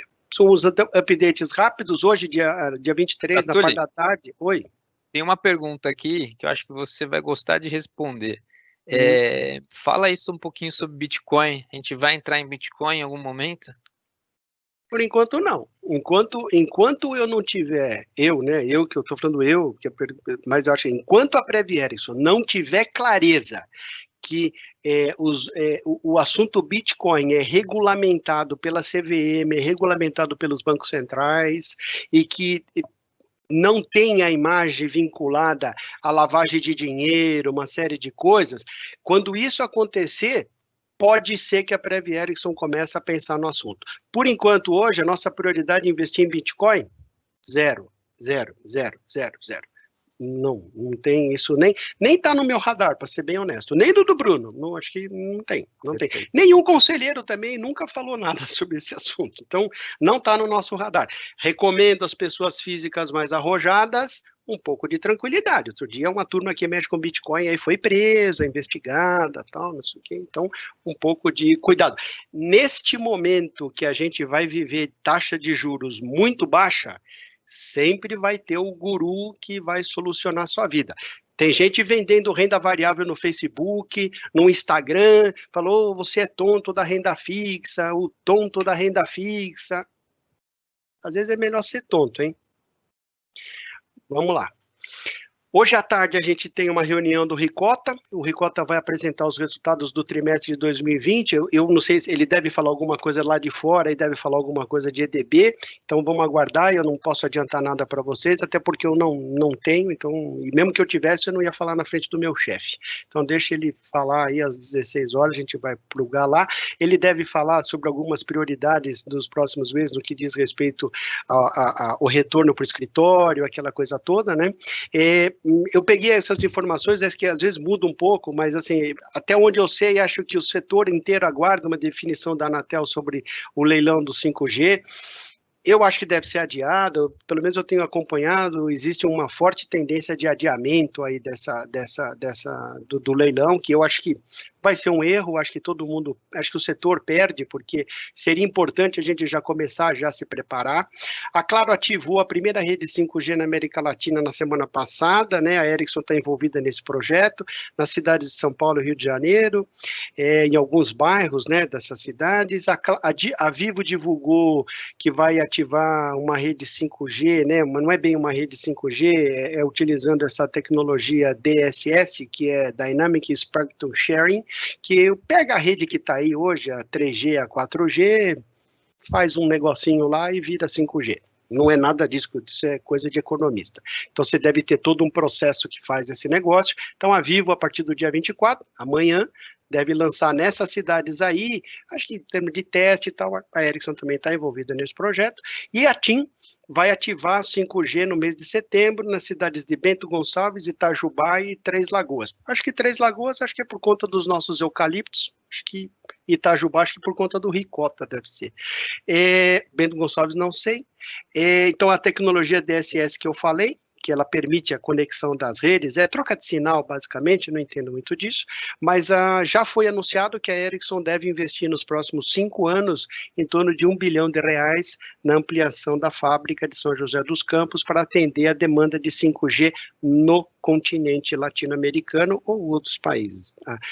Outros continentes, mas a princípio parece que é para atender Latinoamérica, mas deve atender lá fora. Sei que, informações do Denilson, nesse período de pandemia, teve a fábrica da Ericsson lá dos Estados Unidos, teve uma paralisação por conta de Covid, lá um contingente muito grande de empregados, e a fábrica de São José atendeu entrega de equipamentos para os Estados Unidos nesse meio de caminho de pandemia aí. Então, é aquilo que eu falo, uns ganham, outros perdem, é assim que acontece. Esse aí é o update da Ericsson Brasil. Lá fora, como é que está a história, né? Isso que eu vou falar agora, está tudo publicado, recomendo leitura, está lá no site da Ericsson lá fora. A Ericsson fechou 99 acordo comercial vinculado ao 5G, 56 deles viraram contrato de fornecimento. Desses 56, 54 das redes opera em rádio e o core da rede, que já está em operação em 27 países. Os efeitos da pandemia não afetaram de modo relevante a Ericsson lá fora, os resultados do trimestre. As vendas cresceram 1,4% o segundo trimestre de 2020 contra o segundo trimestre de 2019, fechando aí com 55 bilhões de coroa sueca, que dá mais ou menos uns 6 bilhões de dólares, usando um câmbio aí de coroa contra dólar na faixa de 9,03. Margem operacional foi de 8,2%, já excluindo os custos de reestruturação. O lucro líquido cresceu 40%, mas esse número foi um número muito influenciado pelo efeito positivo de variação cambial de moedas. Então, como a Ericsson utiliza proteção de moedas via hedge, então teve um ganho de derivativos aí que ajudou positivamente. Então, o lucro ficou aí na faixa de 2 bilhões de coroas, em torno de 290 milhões de dólares, mais ou menos. O fluxo de investimento em P&D, ao mesmo nível dos trimestres anteriores, na faixa de 1 bilhão de dólares, mais ou menos. Fluxo de caixa da companhia bastante sólido, robusto. Um fluxo de caixa no trimestre de 360 milhões de dólares e no ano 590 milhões de dólares de fluxo de caixa positivo, isso é bastante positivo. Uma notícia muito positiva foi o upgrade do rate da Ericsson para estável, dia 15 de junho, a gente saiu de B a 2, a gente subiu 1 grau, a gente tinha sido rebaixado lá em outubro de 17, a gente voltou, foi revista agora, isso é positivo, significa que o mercado está entendendo que o que a Ericsson está fazendo em termos de reestruturação, mercado, uma série de coisas. Eu não posso falar muito mais do que isso, porque eu não respiro mais 24 horas Ericsson, mas olhando os resultados, é isso que a gente entende. O presidente mundial, Boria, falou que metas e objetivos financeiros para 2020 e 2022 estão mantidos, essa mensagem que ele está dando para o acionista. Estamos preparados para assumir e cumprir todos os compromissos assumidos no 5G, né? E após a divulgação desses resultados, as ações da Ericsson na Nasdaq Estocolmo subiram bastante. Significa que o mercado recebeu muito bem essas informações, isso para nós é um motivo de satisfação, porque a patrocinadora indo bem, a matriz indo bem, isso é muito bom para nós. Então, esse é o ponto de Ericsson. Sobre Venturos, atendendo um pedido específico do Gerard, os aposentados da Venturos, a Venturos, esse slide quem preparou para mim foi o Sato, que é o presidente da empresa, então, operação plena, não tem nenhum problema, está atendendo os requisitos de quarentena, está todo mundo trabalhando de home office, atualmente a empresa tem 362 colaboradores, está crescendo, tem 30 vagas em aberto, 44 clientes ativos e 60 projetos em andamento lá. O ano passado teve um crescimento da receita na faixa de 5% e estão projetando um crescimento desse ano da receita na faixa de 13%, o que é bastante interessante. Eu cheguei no final, queria agradecer o tempo de todos aqui, afinal de contas nós estamos falando quase 2 horas, e vamos para as perguntas, Bruno, se ficou alguma coisa pendente aí. Tem uma pergunta, uma última pergunta aqui, falando se existe a obrigatoriedade de fazer a marcação a mercado nos planos de previdência privada. Uma resolução recente exigiu que seja feita a marcação a mercado para títulos de menos de 5 anos, tá? Uhum. E também para compras, para novas Recentes. compras. Perfeito. Então, o nosso estoque nada mudou, absolutamente nada foi interferido por essa legislação nova, tá? E tem uma observação importante, Bruno, os planos BDs, as novas aquisições acima de 5 anos poderão permanecer na curva, como a gente... Poderão ser marcadas na curva. Poderão ser marcadas na curva, desde que atuarialmente comprovados, né? Então, como a gente tem bastante tranquilidade dos nossos estudos atuariais, então, para nós, isso afeta muito pouco. Agora, afeta muito aqueles que tinham marcação a mercado, quando interessa o cara quer estar a mercado e quando interessa ele quer estar na curva. Então, a gente não faz esse balanço mudar de lado de acordo com o sabor do vento, né? Esse é o ponto. Uma boa observação da pessoa aí. Perfeito. E eu não tenho mais nenhuma pergunta, mas eu tenho um desafio de uma pessoa anônima aqui. Ela fala o seguinte, a live está ótima, só que está faltando o pão de queijo na casa. Um dia a gente chega nesse nível, mas aguardem. Pão de queijo virtual, eu acho que a gente vai voltar. A live eu acho que a gente vai passar a fazer ela trimestralmente, talvez, eu estou me acertando aqui com o Bruno, vamos ver como é que a gente... E vamos ver também para vocês não ficarem com o saco cheio de live toda hora, né? Então, eu acho que o objetivo é tentar usar a live, porque... Muita gente, às vezes, mora fora da cidade, evitar os deslocamentos, aquela coisa toda, então a live é uma coisa legal, mas eu acho que o encontro presencial, da gente apertar a mão das pessoas, abraçar as pessoas, a gente não pode jogar isso pela janela. Eu acho que a gente tem que, em algum momento, quando a gente estiver vacinado, eu acho que a gente vai ter que fazer um encontro presencial uma vez por ano, e pode continuar nesse formato de lives trimestral, que não tem nenhum problema, que eu acho que é um prazer, e acho que é muito bom, porque isso mostra transparência e o quanto a gente quer estar próximo de vocês. E acho que também próximo, dar um abraço, ver as pessoas, eu acho que isso é importante. O virtual está aí, mas acho que eu sou do tempo do real também, acho que pôr a mão, eu acho que ainda é legal comer o pão de queijo de verdade e não virtualmente. Perfeito, Tatuli. Só essa apresentação depois a gente vai deixar disponível no nosso site, então vocês também conseguem depois, quem quiser, visualizar também essa apresentação pelo link que a gente deixou aí, tá? Então, do nosso lado, eu acho que é isso. Teria apresentação do doutor, esqueci o nome dele.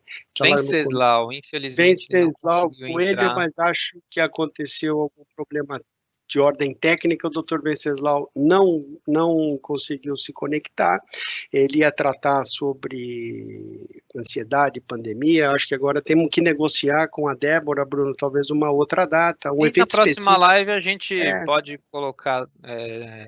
fazer novamente e colocar de fato o doutor para falar sobre isso. Coloca ele no primeiro lugar para a gente não ter problema, a gente inverte a pauta, coloca ele no primeiro lugar e a gente fica com o tempo que resta e a gente tenta talvez dar uma comprimida no assunto. Hoje falei bastante em função do acumulado do semestre, da próxima vez falar menos, né? Ok.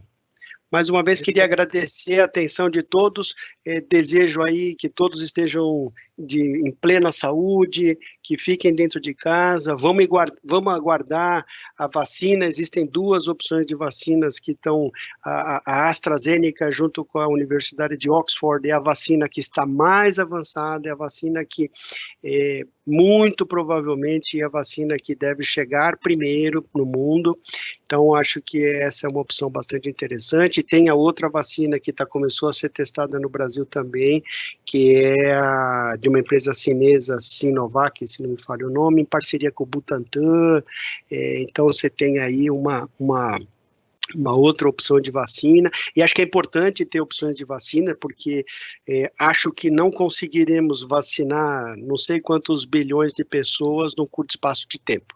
Então, eu acho que a gente vai ter que esperar a solução da vacina para a gente poder a retomada da nossa vida normal. E acho que isso deve acontecer, acho que no segundo trimestre do ano que vem. Acho que daqui a um ano, mais ou menos, a gente vai estar numa situação um pouco melhor em termos de vacina. Tá bom? Essa é uma opinião pessoal de economista, mas tem os infectologistas que entendem do assunto. Tá bom? Me despeço por aqui, agradeço a gentileza.